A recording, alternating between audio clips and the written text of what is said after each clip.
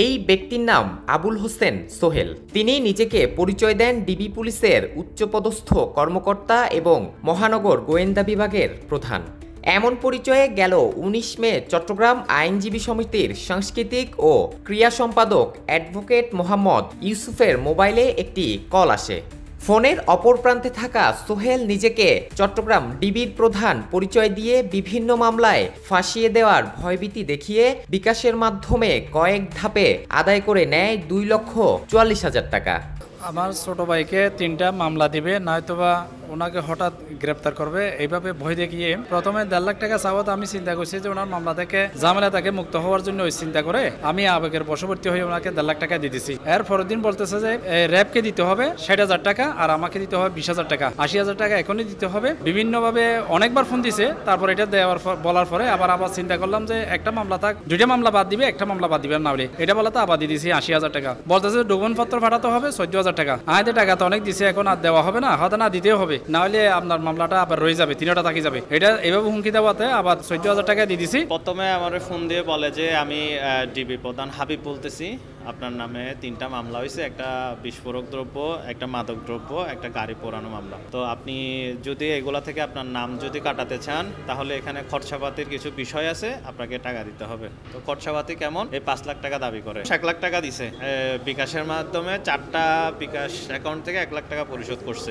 পরবর্তীতে আবারও বিভিন্ন সংস্থার নাম দিয়ে আরও টাকা দাবি করে কথিত ডিবি প্রধান মোহাম্মদ সোহেল।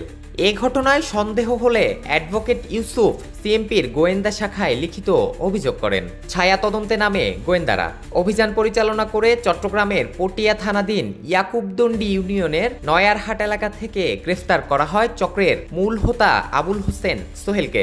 উদ্ধার করা হয় প্রতারণায় ব্যবহৃত 2টি মোবাইল ফোন ও সিম কার্ড। ওই ভিকটিমের প্রোফাইলটা তার আগে নিয়ে নেয়, সে আগে স্টাডি করে নেয় তার কতজন ছেলে মেয়ে, তার জব কি, তার সে কি কাজ করে, কি পেশা, তার ছেলেমেয়েরা কী করে, তার প্রোফাইলটা সম্পর্কে, তার দোকানপাট কি, তার ব্যবসা বাণিজ্য কী, বা তার কোনো আত্মীয় স্বজন হজে গেছে কিনা, এরকমভাবে তার প্রোফাইলটা অ্যানালাইসিস করার পরে যায় তারপরে তারা ফোন দেয়।